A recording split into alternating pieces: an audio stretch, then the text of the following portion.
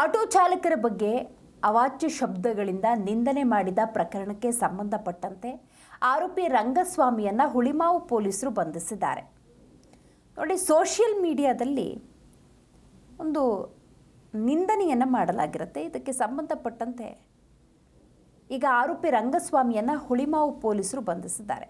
Social ಮೀಡಿಯಾದಲ್ಲಿ auto ಚಾಲಕರ ಬಗ್ಗೆ ಅವಾಚ್ಯ ಶಬ್ದಗಳಿಂದ ನಿಂದಿಸಿ ವಿಡಿಯೋ ಪೋಸ್ಟ್ ಮಾಡಿದ ಆರೋಪದ ಅಡಿ ಸದ್ಯ ರಂಗಸ್ವಾಮಿ ಎಂಬಾತನನ್ನು ಪೊಲೀಸರು ಬಂಧಿಸಿರೋದು.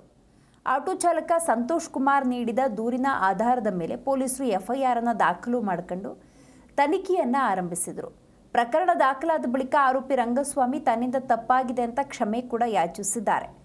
ಅಲ್ಲದೆ ನಿಂದನೆಗೆ ಒಳಗಾದಂತಹ ಆ ವಿಡಿಯೋವನ್ನು ಪೋಸ್ಟ್ ಮಾಡಿದ ಇನ್ಸ್ಟಾಗ್ರಾಮ್ ಖಾತೆಯನ್ನು ಡಿಆಕ್ಟಿವ್ ಮಾಡಲಾಗಿದೆ. ಇವತ್ತು ಏನಪ್ಪ ವಿಚಾರ ಅಂದ್ರೆ, ಆಂಧ್ರದಲ್ಲಿ, ತಮಿಳುನಾಡಲ್ಲಿ, ಕರ್ನಾಟಕದ ಒಂದು ಚರ್ಚೆ ಆಗ್ತಿದೆ. ಕೆಲವು ಸುಪ್ರೀಂ ಕೋರ್ಟ್ಗೆ ಅರ್ಜಿ ಹಾಕಿದ್ರೆ ರಾಪಿಡೋ ಬೇಡ ಅಂತ. ರಾಪಿಡೋ ಮಾಡಲ್ಲ, ಹೋಯ್ದ್ರೆ ನಿಮ್ ಹೆಂಡತಿ ಹೋಯ್ದ್ರೆ ಮಕ್ಳು ತಗೋಯ್ದ್ರೆ ಅಂತ ಕೇಳೋಣ ಅನ್ಕೊಂಡೆ, ಸಿಕ್ಕಿಲ್ಲ. ನಾನು ನೆನ್ನೆ ಒಂದು ವಿಡಿಯೋ ಹಾಕಿದ್ದೆ, ರಾಪಿಡೋ ಬಗ್ಗೆ, ಆಟೋದ ಬಗ್ಗೆ ಒಂದು ವಿಡಿಯೋ ಹಾಕಿದ್ದೆ ಬೈದು. ಹಂಗಾಗಿ ನಾನು ಅವ್ರಿಗೆ ಕ್ಷಮೆ ಕೋರ್ತೀನಿ. ಆತರ ಮಾಡ್ಬಾರ್ದ ವಿಡಿಯೋಸ್.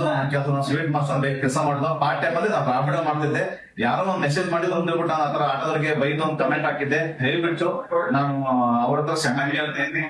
ನನ್ನ ತಪ್ಪಾಗಿದೆ, ಮೇಲೆ ಯಾರಿಗೂ ಆತರ ಮಾಡಕ್ ಹೋಗಲ್ಲ ಅಂತ. ಏನು ನಿನ್ನೆ ಇದೇ ಸಮಯ ಆಲ್ಮೋಸ್ಟ್ 8 ಗಂಟೆ ಏನು ನಮ್ಮ ಒಂದು ಚಾಲಕರು ವರ್ಗಕ್ಕೆ ಸಂಬಂಧಪಟ್ಟಿರುವ ಹಾಗೆ